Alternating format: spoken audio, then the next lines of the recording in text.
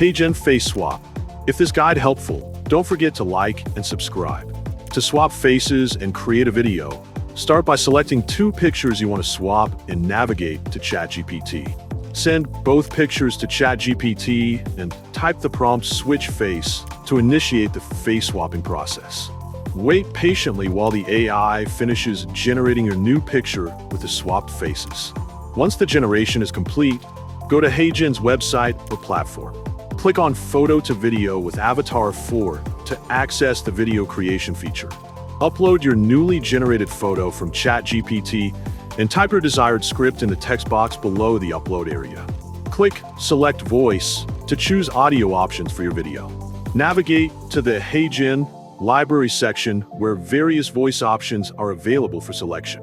Pick one voice that you like from the available selections based on your preferences. After making your voice selection, click Generate Video to start the video creation process. The platform will then process your uploaded image, apply the selected voice to your script, and create a video featuring your face swap photo as an animated avatar.